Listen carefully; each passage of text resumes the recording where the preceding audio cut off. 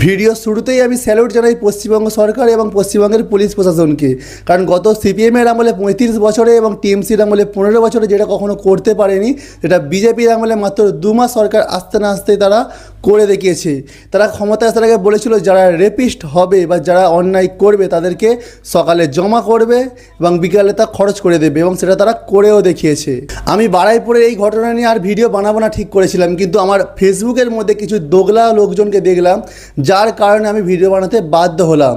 কারণ যারা প্রথমে দেখছিলাম এই কেসটা নিয়ে রাস্তায় নেমে প্রতিবাদ করছিল এবং সোশ্যাল মিডিয়ায় নানা রকমের প্রতিবাদ করছিল, বলছিল যে আমাদের মুখ্যমন্ত্রী বলেছিল সকালে জমা করবে বিকালে খরচ করে দেবে, তাহলে তারা কেন সেই প্রতিশ্রুতি রাখছে না, সবই নাটক, হ্যাঁ তেন আরও কত কিছু বলছিল। তো যেই তার এনকাউন্টার করে দিল তখন তারা পুরো ফুললি হয়ে পাল্টি খেয়ে গেল। কী বলছে যে নাকি প্রমাণ লোপাট করার জন্য তাকে হচ্ছে এনকাউন্টার করে দেওয়া হয়েছে। এক তো তাকে এনকাউন্টার ইচ্ছা করে দেওয়া হয়নি, সেই যাকে এনকাউন্টার করা হয়েছে সে পুলিশের বন্দুক ছিনিয়ে পালিয়ে যাওয়ার চেষ্টা করেছিল এবং পুলিশের ওপরেও একবার ফায়ার করেছিল, তাই জন্য তাকে গুলি করতে বাধ্য হয়েছে। কারণ এখানে পুরো তারা যদি তোমার দিকে কেউ গুলি চালায় তাহলে তুমি কি হাত জোড়ো করে বসতে হবে? সেখানে যে পুলিশ প্রশাসন মানে পুলিশের ওপরে সে গুলি চালাতে যাচ্ছিল, তো সেই জন্য তারা ওখানে ফায়ার করতে বাধ্য হয়েছে। কিন্তু তাকে এনকাউন্টার পুরো ডেট মাথায় করেনি, তাকে পেটে করেছিল, পেটের কাছে গুলি লেগেছে, কিন্তু তাকে হসপিটালে নিয়ে যাওয়ার পরে সে মারা যায়। কিন্তু তাকে বাঁচানোর জন্য অনেক চেষ্টাও করা হয়েছিল, কিন্তু যাই পারে হোক, যা হয়েছে ভালোর জন্য হয়েছে।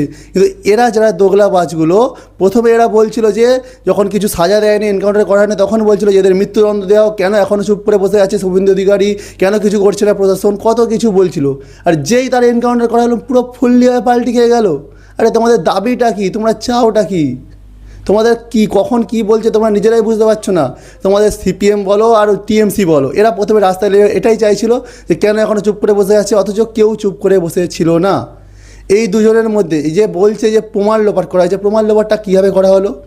মোট 5 জন, মানে 5 জনের নামে অভিযোগ উঠেছিল।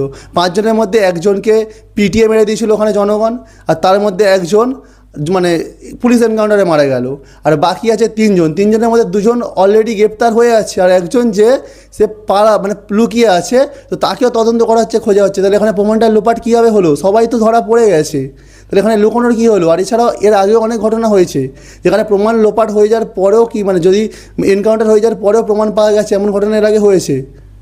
এটা কোনো কথা নয় যে তাকে মেরে দিয়েছে বলেই প্রমাণ লোপাট হয়ে গেছে। আরে তোমরা সরকারের বিরোধিতা করছো বলে কি সব কিছুতে বিরোধিতা করবে? এখানে এই ঘটনা নিয়ে তোমরা রাজনীতি এইভাবে করছো, আমি এটা ভেবেই পাচ্ছি না যে রাজনীতিতে তোমরা কতটা নোংরা জায়গায় লাভিয়ে দিয়েছো, যে একটা বাচ্চা মানে শিশু সে মারা গেছে সেইটাকে নিয়েও তোমরা রাজনীতি করছো এখানটাতে।